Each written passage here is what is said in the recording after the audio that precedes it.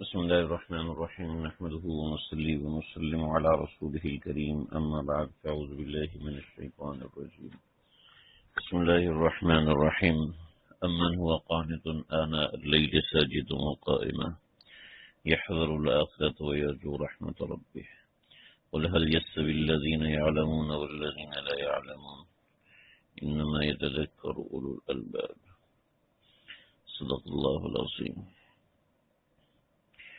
معزز طلباء کرام، ہماری یہ ہفتہ واری نشست الحمدللہ باقاعدہ ہو رہی ہے. اللہ تعالیٰ اس بیٹھنے کو قبول فرمائے، آپ لوگوں کے جمع ہونے کو قبول فرمائے. پوری کوشش ہوگی کہ یہ ہماری ترتیب جاری رہے اور ہر ہفتے باقاعدگی سے ہم بیٹھا کریں. چونکہ یہ نشست آن لائن ہوتی ہے تو اس میں پابندی رکھنا زیادہ مسئلہ بھی نہیں ہے کہ جہاں پر بھی ہوں گے انشاءاللہ یہ وہاں پر سے آن لائن کر دی جا سکتی ہے. لا الہ الا اللہ. آج جو میں آپ سے بات کروں گا انتہائی اہم، ضروری اور بہت ہی بنیادی بات ہے. آپ لوگ جو مدرسے میں آئے ہیں تو یہاں آنے کی بنیادی وجہ حصول علم ہے. حصول تقوی بعد میں ہے، تعلق مع اللہ بعد میں ہے. یہ ساری چیزیں جو ہمارے سامنے بعض دفعہ رکھی جاتی ہیں کہ اللہ کی رضامندی اور خوشنودی اور اس نوعیت کی جتنی بھی چیزیں ہیں یہ ثانوی حیثیت رکھتی ہیں. سب سے پہلے نمبر پر آپ لوگ جو یہاں پر آئے ہیں حصول علم کے لیے آئے، اور حصول علم کے لیے جب کوئی بندہ اپنے گھر سے نکلتا ہے تو اللہ کے فرشتے اس کے پاؤں کے نیچے پر بچھاتے ہیں، اکرام لذاتی ہی، اس کی ذات کا اکرام کرتے ہوئے. اس کی ذات کے لیے جو شخص اپنے گھر سے دین سیکھنے کے لیے نکلتا ہے تو اللہ رب العزت اس کے لیے جنت کا فاصلہ کم کرتے جاتے ہیں. تو چنانچہ علم، حصول علم کے لیے گھر سے نکلنا، عورت کا گھر سے باہر نکلنا جائز نہیں ہے، لیکن بہت ہی بنیادی ضروریات کے لیے وہ گھر سے باہر نکل سکتی ہے، اور حصول علم کے لیے وہ گھر سے باہر نکل سکتی ہے. اس سے آپ سمجھ لیجئے کہ حصول علم کتنی بڑی چیز ہے. لیکن ہمارے علم کے درمیان بہت سی چیزیں رکاوٹ بن جاتی ہیں، ہم نے اس رکاوٹوں کو دور کرنا ہے. آج کی جو نشست ہے اس نشست میں ان رکاوٹوں کی کچھ ابتدائی حیثیت بیان کروں گا. سب سے پہلی جو رکاوٹ ہوتی ہے ہمارے علم کے درمیان وہ یہ ہرگز نہیں ہوتی کہ میں ذہین نہیں ہوں، یہ ہرگز نہیں ہوتی کہ میرا حافظہ کمزور ہے، یہ ہرگز نہیں ہوتی کہ میں بیمار رہتا ہوں، بیمار رہتی ہوں. ہمارے علم کے درمیان اور ہمارے ان کوششوں کاوشوں کے درمیان جو سب سے بڑی رکاوٹ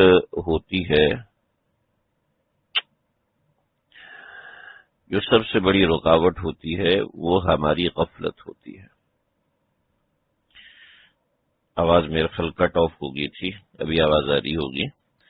میں یہ ذکر کر رہا تھا ہمارے اور ہمارے علم کے درمیان سب سے بڑی رکاوٹ یہ نہیں ہے کہ میرا حافظہ کمزور ہے، سب سے بڑی رکاوٹ یہ نہیں ہے کہ میری نظر کمزور ہے، سب سے بڑی رکاوٹ یہ نہیں ہے کہ میں تیز ترار نہیں ہوں، سب سے بڑی رکاوٹ یہ نہیں ہے کہ میرے پاس کتابیں نہیں ہیں، سب سے بڑی رکاوٹ یہ نہیں ہے کہ میں جو ہے کسی عالم کے گھر پیدا نہیں ہوئی.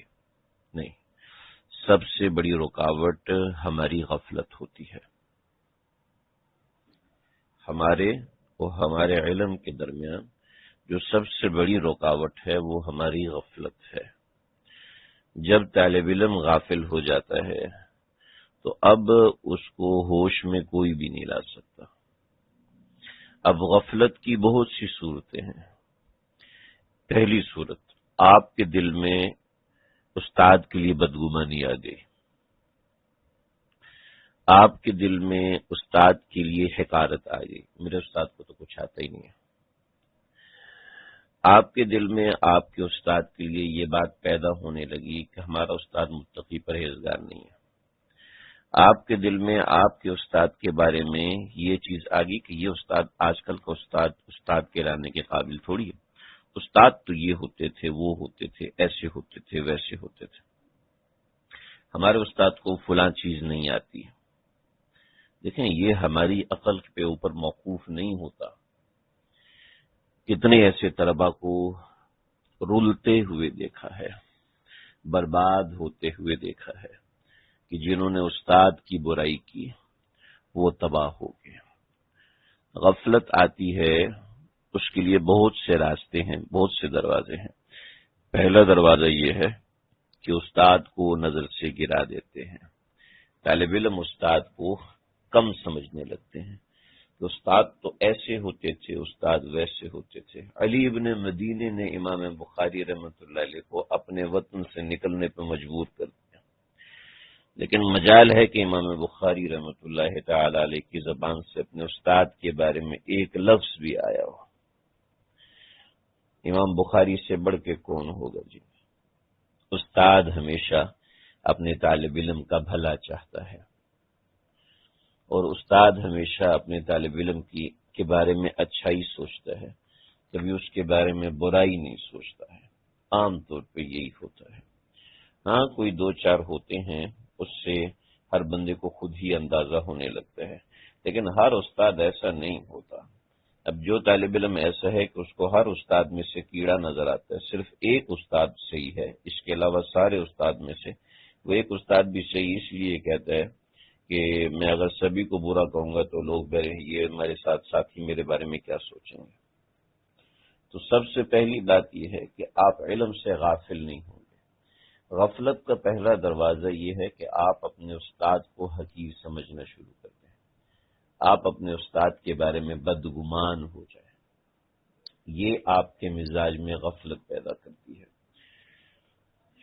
ایک چیز، دوسری چیز غفلت جو چیز پیدا کرتی ہے وہ کتاب سے دوری۔ جب آپ کتاب سے دور ہوں گے تب آپ علم سے دور ہوں گے۔ آپ صرف استاد کے پیچھے لگے ہوئے ہیں، کتاب کے پیچھے نہیں لگے ہوئے تو آپ ناکام ہیں، علم آپ کو نہیں آ سکتا۔ کتاب سے آپ ایسا تعلق بنائیں کہ کتاب کا ہر حاشیہ آپ نے پڑھا ہو، کتاب سے آپ کو ایسی محبت ہو جیسے عاشق اور معشوق ہوتے ہیں۔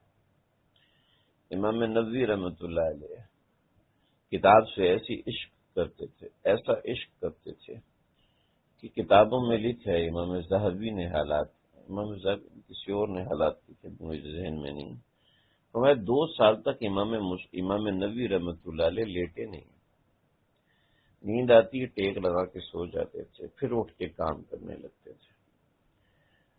جب انسان علمی غمرات میں آتا ہے تو پھر اس کو یہ چیزیں سمجھ میں آتی ہیں۔ کئی مرتبہ ایسے ہوتا ہے کوئی مسئلہ یاد آتے ہی بستر چھوڑ کے کتابوں کے پاس چلا جاتا ہوں اور بس ابھی 5 منٹ میں آ جاتا ہوں اور رات ادھر ہی گزر جاتی ہے۔ جب اللہ کاش کہ ہمیں یہ چیز دے دے، آپ اپنی کتاب سے ایسا والہانہ تعلق بنائیں۔ جی ہمیں تو کتاب پڑھنی نہیں آتی، ہمیں تو مطالعہ نہیں کرنا آتا، ہم سے مطالعہ ہوتا نہیں ہے، ہوگا ہی نہیں جب آپ کریں گے نہیں۔ آپ مطالعہ کریں گے، کوشش کریں گے۔ ایک زمانہ ہو گیا کتابوں سے تعلق لگائے ہوئے، آج بھی یقین کریں بہت سی عباراتیں پھنس جاتے ہیں، سمجھ نہیں آتی، چلو جی چھوڑ کے آگے نکلیں۔ ہمارے طلبہ کتابوں سے تعلق ہی نہیں بناتے ہیں۔ اب ہدایہ پڑھنے والے کو چاہیے فتح القدیر کو بھی ساتھ میں رکھے۔ فتح القدیر کا مطلب نہیں بالاستیاب نہیں کر سکتے ہو، میں پڑھا رہا ہوں ہدایہ، بالاستیاب ہم نہیں کر سکتے، لیکن بعض مسائل کے اندر چیزیں دیکھنی پڑتی ہیں۔ لیکن جی ہمارے پاس وقت ہی نہیں ہے، ہم نے وقت ہی نہیں نکالنا۔ کیوں جی؟ موبائل کے لیے وقت نکلے گا، دوستوں کے لیے وقت نکلے گا، گپ شپ کے لیے وقت نکلے گا، فیشن کے لیے وقت نکلے گا، کتاب کے لیے وقت کیوں نہیں نکالتے ہیں؟ کتاب سے آپ کا تعلق بنے۔ قرآن مجید کی تفسیر پڑھتے ہیں، ہر آیت کو کوئی نہ کوئی عنوان دیں، اس کو سمجھنے کی کوشش کریں۔ یہ میرا طریقہ کار ہے، آپ کا اپنا طریقہ کار ہونا چاہیے۔ کہ آپ اپنے طریقے سے کتاب کو پڑھیں، آپ اپنے طریقے سے قرآن کا مطالعہ کریں۔ علمی انحطاط نے ہماری قوم کو تباہ کر دیا ہے، تباہ ہو کے رہ گئے ہم لوگ کہ نہ ہم کوشش کرتے ہیں نہ ہم آگے بڑھتے ہیں۔ علمی تنزلی اس قدر ہو چکی ہے، علمی تنزلی اس قدر بڑھ چکی ہے کہ ہمارا کتابوں سے واسطہ ہی نہیں رہا۔ ہم نے کتابوں کو شامل ہی نہیں کیا اپنے ذہن کے اندر، اپنے معاملات کے اندر، اپنی کوششوں کے اندر، کہ کتاب سے ہمارا ایک والہانہ تعلق ہو۔ آپ یقین کیجئے جب آپ کتاب سے تعلق بنائیں گے تو کتاب بھی آپ سے تعلق بنائے گی۔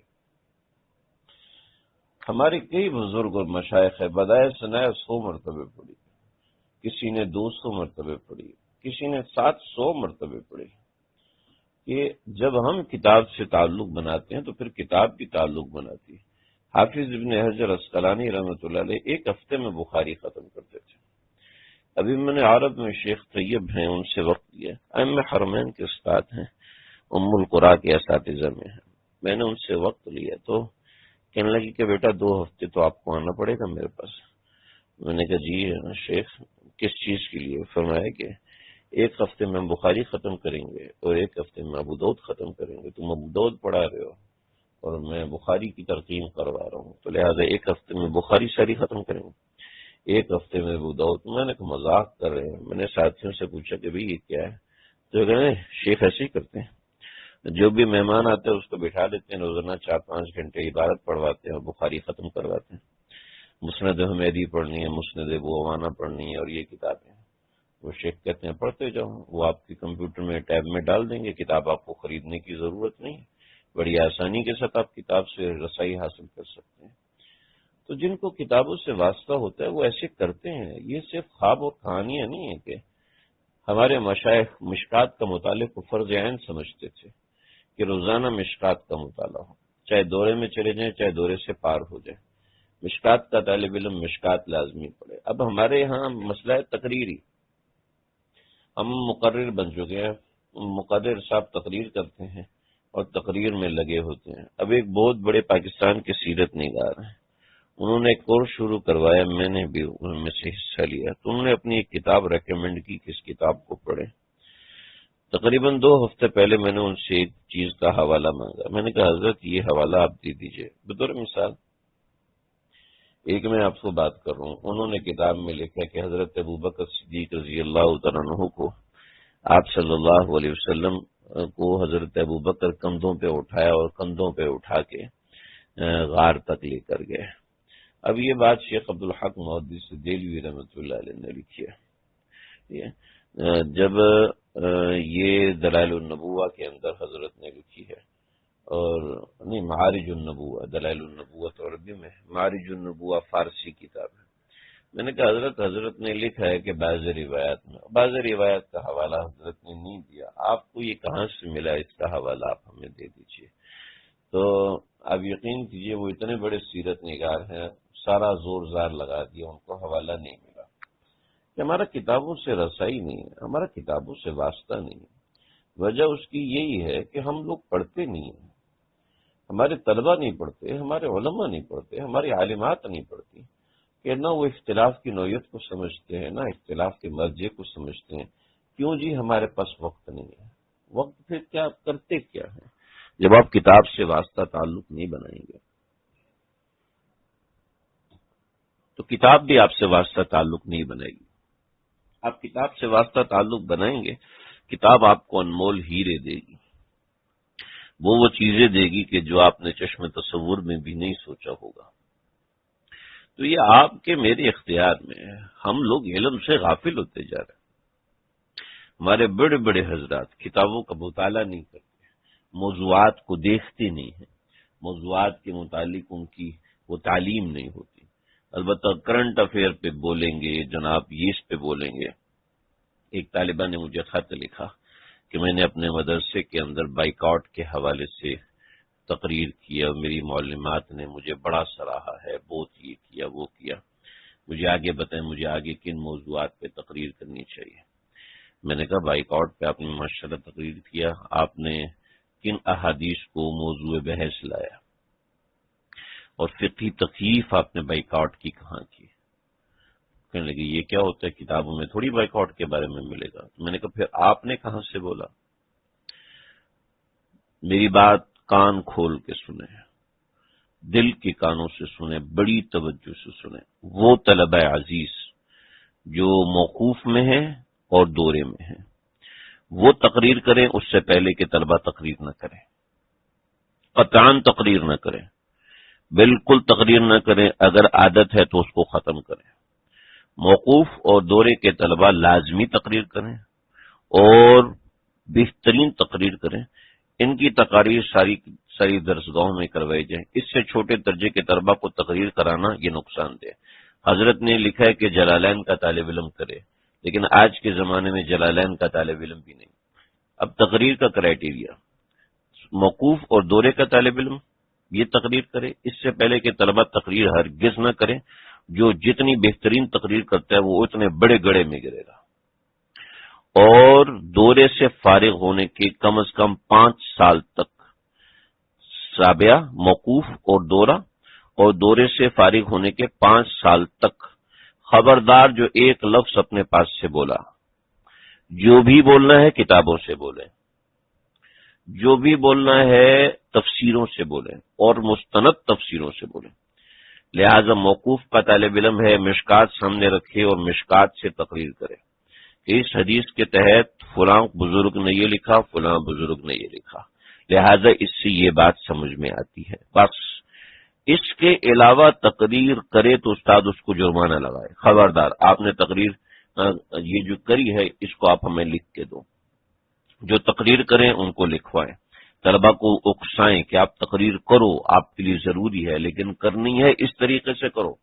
یوٹیوب سے بیان سنا، تقریر کرنا شروع کر دی، ادھر سے شیخ کا بیان سنا، تقریر کرنا شروع کر دی۔ یہ تو عام لوگوں کے لیے، آپ کے لیے تھوڑی ہے۔ علماء طلبہ کے لیے یہ تھوڑی ہوتا ہے۔ علماء طلبہ کو کتاب سے تعلق رکھنا ہے، کتاب سے۔ ہم لوگوں نے جہالت مچائی ہے، لوگ تو بہت پڑھے لکھے ہیں، ہم لوگوں نے، یہ ہم مولوی لوگوں نے، مدرسے والوں نے جہالت مچائی ہے۔ ہم نے لوگوں کی زبانیں کھلوائی ہیں کہ ہم بھی ایسے ادھر ادھر بولنا شروع کر دیا، نہ ہمیں پتہ ہے فتاوی شامیہ کا، نہ ہمیں پتہ ہے عالمگیریہ کا، نام کچھ پتہ نہیں۔ اور ہمارے ایک بڑے ماشاءاللہ محترم مفتی صاحب، ایک بہت بڑا ادارہ، اس کی کوئی 131 شاخیں ہیں، تو انہوں نے ایک سیمینار رکھا۔ اس سیمینار میں مجھے کہا کہ آپ نے شریک ہونا ہے، ضرور بھی ضرور شریک ہونا ہے۔ میں نے کہا جی بسم اللہ، میرے لیے اس سے بڑی سعادت کی بات کیا ہوگی، میں بالکل شریک ہوں گا، اور مجھے آپ سے استفادہ کرنا ہے، فائدہ اٹھانا ہے، تو آپ کا جزاک اللہ، آپ نے مجھے اس قابل سمجھا، میں اس میں شریک ہوا۔ وہ شریک ہونے کے بعد انہوں نے مجھ سے فرمایا کہ کہنے لگے جی آپ مجھے فیڈ بیک دیں کہ آپ نے کیسا محسوس کیا۔ میں نے کہا حضرت میں آپ کے ساتھ 1 گھنٹہ شریک رہا اور میرا یہ 1 گھنٹہ ضائع ہو گیا۔ کہنے لگے کیا مطلب ہے؟ میں نے کہا حضرت میرا یہ وقت ضائع کیا ہے آپ نے، آپ کو اس کی بھرپائی کرنی پڑے گی۔ میں نے کہا بھی کیا ضائع کر دیا؟ میں نے کہا حضرت آپ نے انتہائی اہم موضوع لیا، انتہائی اہم موضوع لیا، اور میں آپ کو ایک مفتی کے عنوان سے جانتا ہوں، ایک عالم کے عنوان سے جانتا ہوں۔